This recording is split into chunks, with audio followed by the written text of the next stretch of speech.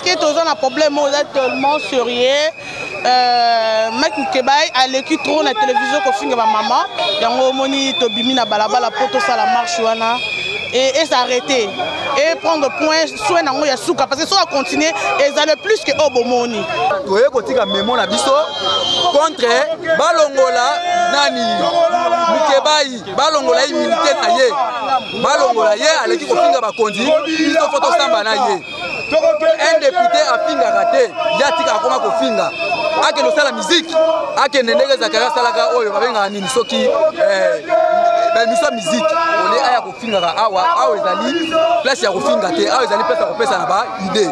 Mike Moukebaye to lelo officiellement on retire confiance sur le président de Panaï. Nous des jeunes il y a Kinshasa mutuna commune na ya peut-être confiance ya et pas ya député moko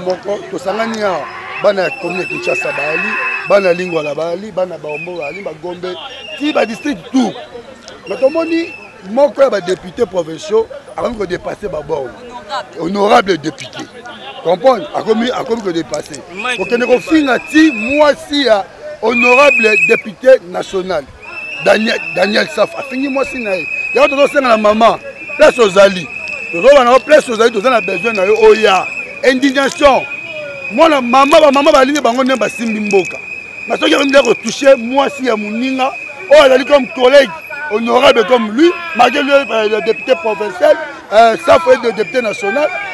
to donc il y a hémorragie pour nanga bandi bango a dit un jour aussi maman Denise yango to moni que trop c'est trop to yé ko tika mémoire na biso awa pour que to la qui dans le monde d'union surtout comment est-ce que l'honorable député Mike Moukebaye se comporte comme député. Il faut Assemblée provinciale à aider Bisso en tant que population à voter qui député Mike Moukebaye de sorte que non député wana oyo biso to tindela qui est dans l'Assemblée provinciale na oyo ndeko azako sala ezako bala na te donc toza vraiment assez na comportement ya ndeko député azo sala vraiment honneur ya ba député et en plus biso population to vota qui azo sala vraiment honneur ata mukiete azo répondre pe na ba besoin na biso to voter là qui donc et pas ya ndeko Mike Moukebaye to constater ezaka ka ba injure rien d'autre. Donc yango to sengi ndenge toye awa to sali descente l'IGK to sali descente na biso ezaki non Assemblée provinciale ba aider biso pour na kolongola ba immunité ya ndeko député Mike Moukebaye de sorte que non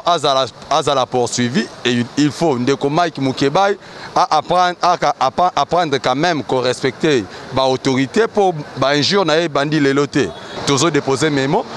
na biso il faut ezala respecter mingi na kasa mémo na biso ezaka lever ya humilité ya honorable Mike Moukebaye donc tout le monde a déjà monsieur Mike Moukebaye aza un danger permanent pour la génération future. Toyeli vraiment Mike Moukebaye to fota qui est pour asa l'ensemble asa la msala et non akoma tala ku akoma kofinga wana vraiment to boyi ponga na mwana mboka na vraiment donc mwana vite et puis na congolais 100% na bota mala mama emo donc yango donc atika pour maman de babota et puis biso ne to bota ke passa msala atika ne mama kofinga moi to zanango d'accord to toyeli ka memo to tanga ngo vraiment l'ensemble ba kino so ba mona après to zonga na biso to zana ba regret moko to comprendre que Mike Moukebaye aza député à kofinga kabatu ou bien to voter pour alobela biso na assemblée to mona kaye alobakate alikaka na TV kofinga musala yebika kofinga OK yaza député ba tsewa pona kofinga te mais pona kolobela peuple mais ye azalaka wana pona kofinga le contraire ayebisa biso azalaka député ou bien azalaka bato ba porte-parole ya ba musicien ou bien aza député parce que depuis ngana eba Mike Moukebaye azaka wana pona kofinga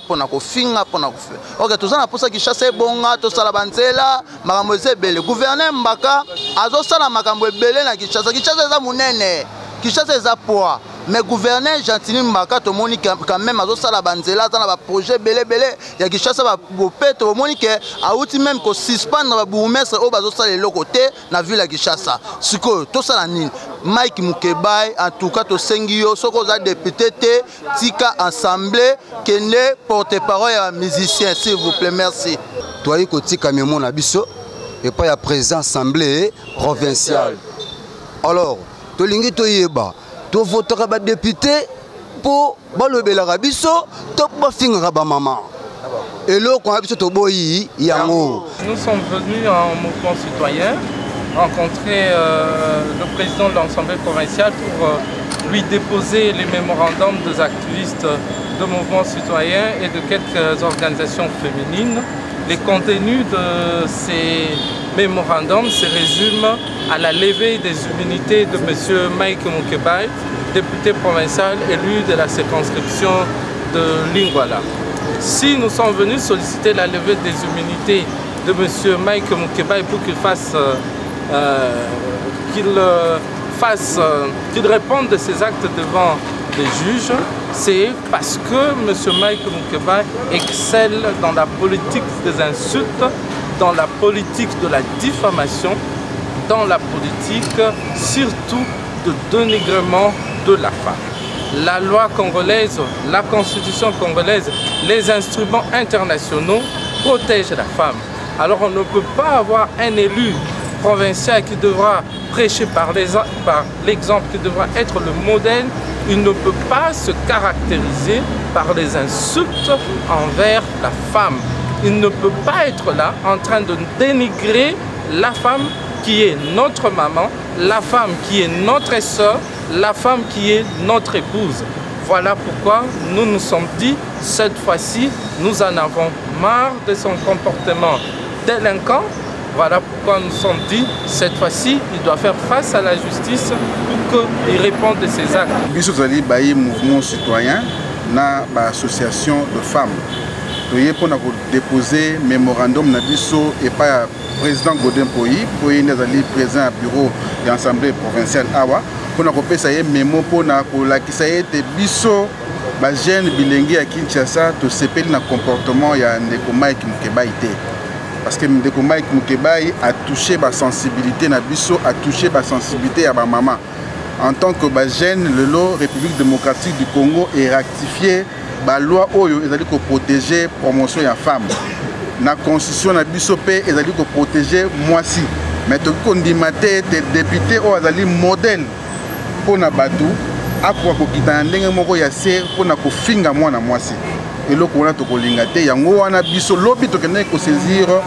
procureur général près à cour d'appel to ebisi ete akwa ko mamukanda a déposer en assemblée provinciale pour ba lever ba immunité ya ndeko député Mike Mukebai oyo a vilipendé mwasi to ebite biso c'est mwasi azali mutu moko oyo même na mandat ya président de la République azali ko protéger mwasi. Comme de ligue de jeunes quinois actifs relatif aux propos injurieux de l'honorable Mike Mukebai contre le gouverneur de la ville de Kinshasa, avec nos respects et le plus distingués. Depuis près de 3 semaines, la population quinoise vit au rythme des sorties médiatiques fracassantes de l'honorable Mike Mukebai, au cours desquelles il profère des propos et déclarations tentés d'injure à l'endroit que les filles et les fils de Kinshasa ont choisi pour diriger leur chère ville. Le comportement de l'honorable Mike Mukebai semble ne pas placé dans les peaux d'un député réel élu de peuple dans les mesures où ses porte-voix de l'habitant de Lingwala fait preuve de quelqu'un qui prône sur l'antivaleur et l'exemple de son comportement tant décrit sont légion et connu de tous.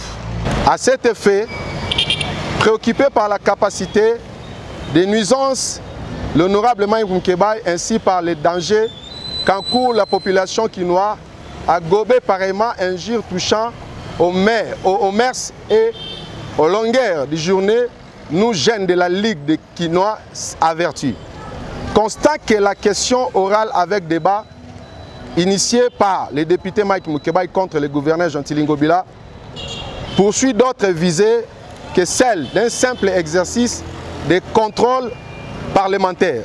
C'est dans ces mesures, sachant qu'il avait déjà introduit une question orale avec débat adressé au directeur général du fonds d'assainissement de Kinshasa, FONAC, et sans attendre la réponse du bureau de l'Assemblée provinciale, le député Mike Mukebai se précipite à adresser une autre question orale avec débat